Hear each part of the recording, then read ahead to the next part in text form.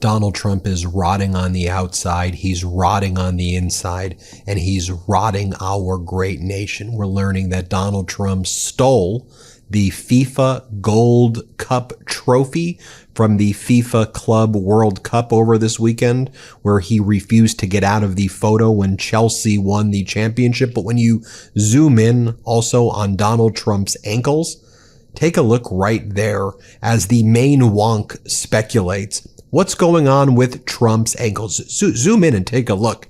Is it a catheter bag? Is it a sign of congestive heart failure? What's going on? Where's Jake Tapper? As you zoom in, you can see right there next to that Diet Coke of his. As our editor-in-chief, Ron Filipkowski, said, when you look at Donald Trump's hand as well, the same people who couldn't stop talking about Biden, they just won't ask why things like this keep on happening. And I want you to look at what Donald Trump looks like now. This is what he looks like today. Take a look at that. As I said, rotting physically, rotting on the inside, rotting on the outside, rotting our country, rotting our alliances, rotting our economy. It's all before our eyes, and it is very, very gross. So one of the things that went down yesterday as well, that our propaganda state regime and corporate news media here in the United States wanted to be like, high five, Donald. Donald Trump had a big announcement, right, that he was going to make about Russia. Back in April, he said in 2 weeks, he would issue sanctions against Russia if they didn't stop what they were doing. Well, they escalated and they killed more innocent Ukrainians than ever before. Their strikes against Kyiv have escalated to the most since the war began, since Russia invaded Ukraine. And Donald Trump didn't impose any sanctions. 2 weeks. Well, his big announcement yesterday, as he was rotting on the inside and the outside and rotting our country, is he goes, I will be announcing that in 50 days, he says, Russia may be sanctioned by us. He first says they're going to be tariffed by us at 100%. Then he says secondary sanctions. He meant secondary sanctions. Well, we already have almost zero trade with Russia right now. There's basically a complete and total ban on Russian goods coming in and our goods going to Russia. So secondary sanctions aren't going to make a whole lot of a difference. But where'd he get that 50-day number? Well, do the math. Here's what Axios reported, like 11 days ago or so. One thing that convinced Trump to move down this path was a July 3rd phone call in which Putin made clear he planned to escalate the war. Putin indicated that over the next 60 days, he would make a renewed push to occupy territory up to the administrative lines of the Ukrainian regions in which Russia has a significant foothold. So, as Paula Chertok writes, sooner never, 11 days ago, Putin told Trump of Russia's 60-day plan to grab significant more land from Ukraine. Do the math. Trump's 50 days lets Putin carry out his 60-day assault in full with a day to spare. Putin can then pause the war. Trump takes sanctions, tariffs off the table. You realize this was a gift, in other words, to Putin. You could hear Donald Trump say it in his own words. Here, play this clip. And one of the reasons that you're here today is to hear that we are very unhappy, I am, with Russia. But we'll discuss that maybe a different day. But we're very, very unhappy with them, and we're going to be doing very severe tariffs if we don't have a deal in 50 days. Tariffs at about 100%. You'd call them secondary tariffs. You know what that means. But today we're going to talk about something else. And as you know, we've spent $350 billion approximately on this war with Russia and Ukraine. And would like to see it end. It wasn't my war, it was Biden's war. It's not my war, I'm trying to get you out of it. And we want to see it end. And I'm disappointed in President Putin because I thought we would have had a deal 2 months ago, but it doesn't seem to get there. So based on that, we're going to be doing secondary tariffs if we don't have a deal in 50 days. It's very simple. And they'll be at 100%. And that's the way it is. That can be more simple. It's just the way it is. I hope we don't have to do it. You also have the official Department of Homeland Security account when they're not posting photos of alligators slaughtering and eating human beings at Alligator Alcatraz, because DHS loves to post images of alligators eating human beings at alligator concentration camps. The DHS account is now tweeting about your homeland's heritage. Remember your homeland heritage. New life in a new land, with a white couple right there. And this, as you have Brooke Rollins saying the following about farm laborers, that with all of these migrants who are going to be disappeared and put into concentration camps, we'll be able to replace them with all of those able-bodied white men in the United States. All those able-bodied men who are collecting Medicaid and not working, they're going to be the ones working the farms under this theory. Oh, and somehow automation is involved in this plan to pick the strawberries that Americans don't want to pick. Here, play this clip. Ultimately, we have to move to a 100% American workforce. Now, a lot of this, Larry, I think you can appreciate, can be solved through automation. We are looking at that very closely and working with a lot of our great farmers around the country, but also ensuring we've got so many job openings in America. It actually may even go back to what Secretary Kennedy was talking about, the able-bodied men and women in America who are not working today. All right.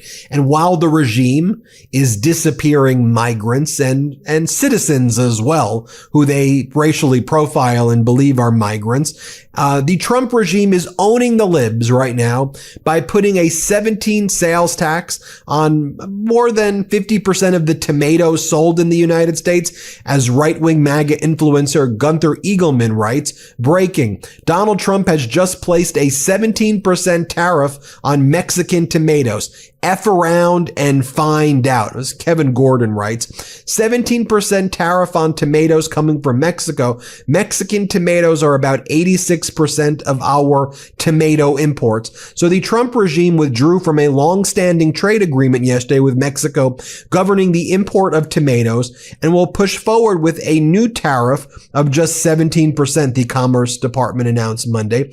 The announced tariff is slightly below a nearly 21% levy the administration indicated it intended to impose in April, but could still have a substantial impact on food prices. The move comes just days after Donald Trump announced his intention to impose a 30% tariff starting August 1 on many Mexican products that don't fall under the North American Trade Agreement and negotiated in his first term. First off, this is an article from Bloomberg right here. What do you, because he said 21% and now it's 17%? By the way, is it 17% added to the 30% tariff, or is it 17% separate from it? And also, whether it's 17 or 21%, it's going to mean our tomatoes are going to be 17% more expensive. Why is that so hard to understand? Now, one of the things that went down yesterday as well, as MAGA world goes into total conspiracy mode over the flash floods. I think that Donald Trump moved on, right? He's out in FIFA. He's going to FIFA. He's moved on. He showed up for the day and told people you're evil if you question the government's response of what went down in Texas. But now we have the Florida Attorney General's James Uthmeyer writes that he can't help but notice the possibility that weather modification could have played a role in the Texas floods. As Matthew Capucci writes, one of Florida's highest ranking officials is implementing a policy based on beliefs not commensurate with reality. In fact, a rudimentary middle school science education would be sufficient to explain why these conspiracies hold absolutely no merit whatsoever and are outlandish. Many may consider it deeply concerning that such a high-ranking government official is subscribing to wild ideas from the land of make-believe. Well, it's from the land of MAGAs, where they're now claiming, oh, the flash floods were caused by, this is their most recent conspiracy, weather modification did that. Remember I was reporting on all of this last week when you heard them saying this? They just move from conspiracy to conspiracy. So, for example, you have Charlie Kirk back in 2019 saying, retweet if you believe Donald Trump should order a full investigation into Epstein's illegal sexual trafficking from the last 30 years and get answers. Okay, that was August of 2019. Here is July 14, 2025. Here's what Charlie Kirk said yesterday. Play this clip. Honestly, I'm done talking about Epstein for the time being. I'm going to trust my friends in the administration. I'm going to trust my friends in the government to do what needs to be done, solve it, balls in their hands. I've said plenty this last weekend. So if you guys want to see my commentary on it, that's fine. And with Donald Trump saying he would end the war in Ukraine in 24 hours, now state regime media known as Fox is praising Donald Trump, saying, this is what Fox goes, it's 157 days into the Trump administration, and now he's acting tough to Vladimir Putin 157 days in. What do you mean he's acting tough? He's acted as weak as can be. Here, play this clip. Alicia, we look at the situation. We've been covering this for 1,220 days. So the idea of Ukraine getting crushed and needing more is not specifically new, but President Trump ran in part on saying he would end this.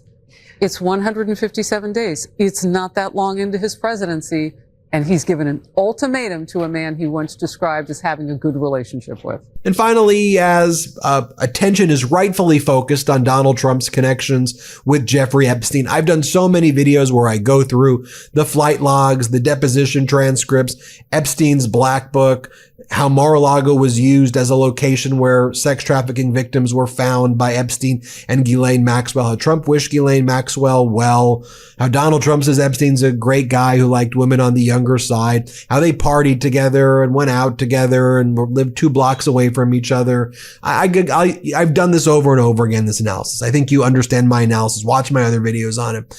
But here's the piece that I wanted to share with you. Videos like this are surfacing, like Maria Farmer, an Epstein victim, one of the first to speak out. And she was silenced by a lot of media when she was trying to come out with these facts in the 90s and in the early 2000s, and nobody would listen to her. And she was one of Epstein's early victims. Here she speaks out about Maxwell, Epstein, and Trump. Here's what she has to say. Here, play this clip. Here's a audio clip of what she previously said. Here, play this clip. The time that is most memorable to me is the time when he hit on me. Because I was in the office. It was one of the first times I started working for, Donald Trump's a sleazebag. Okay. Yes. It was when I started working for Epstein, and it was 9 o'clock at night. Right. And Jeffrey Epstein's office was totally empty. And I told the New York Times this, but of course they don't tell the whole thing, right? Even though Mike Baker is amazing, but they would not allow him to tell the truth. Right. So basically I go into this office. It's 9 o'clock at night, and I sit down. And a few minutes later, and I'm wearing running clothes. Okay. So it was really weird. It's 9 o'clock at night and I'm wearing running clothes because I didn't have money. So I had to jog up there. Right. And so I've just struggled, for so long.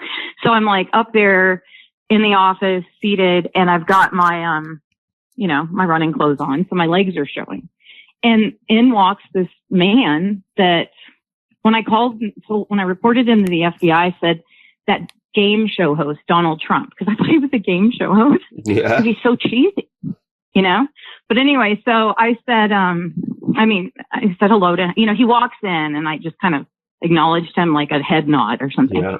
And he immediately starts, he's standing across the room from me, and I'm seated. And he's like, oh, Maria, no, he didn't. Sorry. I was just looking at something. He's standing across the room, and he's looking at me, and I'm like, oh, gross. This guy's so gross. Anyway, he's just glaring at my legs. Like, yum. I told my sister, I felt like I was his dinner or his lunch, Yeah. The way he was looking at me. So Epstein comes in. And by the way, I did not look good. I was like, I'm not exceptionally beautiful or anything like that. These are just gross people. You know what I mean? Yeah, yeah. So I'm just like a normal person who went on a run, and I'm seated there. So he assumed I was there for him. And this is how I know. Epstein walks up to him and goes, no, she's not here for you. And they were smirking, and Epstein whispered something. He goes, go in there. And so Trump at 9 o'clock at night goes in the other room. There's someone in there for him. Right. I don't know who, but Epstein said, no, she's not here for you. Right. What is this? Yeah. That's the only friend I think she had. And Joan Rivers,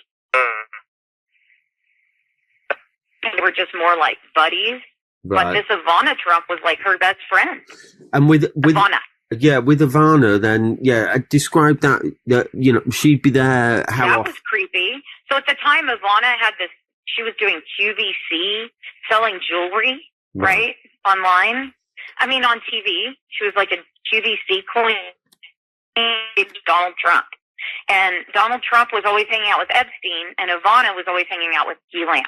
Right. And Ivana would say, "We're going to go pick up Ivana, or Ivana's going to come," and we'd ride in the car with her. And I remember one occasion where Ghislaine's like, "I have to get out right now," and she went and got a number from a child, and I saw in a uniform. Yeah. And everybody knew what they were doing. Everybody who surrounded them knew exactly what they were doing. And but how often? Did you go for rides often with her and Ivana? Or, yes. And would she pick up girls all the time? Yes. She didn't bring them in the car. She would get their phone numbers. Right. But she would drive by schools. Right. So as they got out. So would she? Yeah. And what's Ivana doing at this point? What are sitting in the car.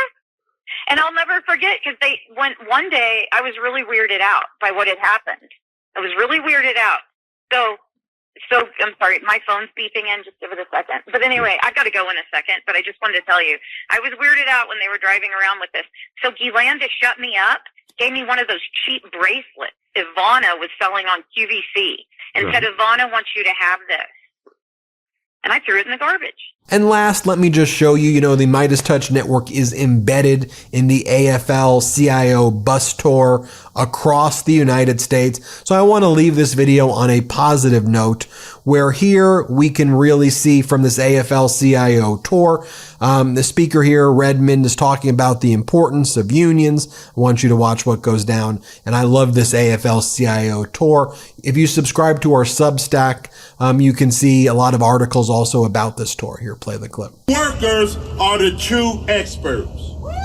And that's right. Workers know what it takes to run this country.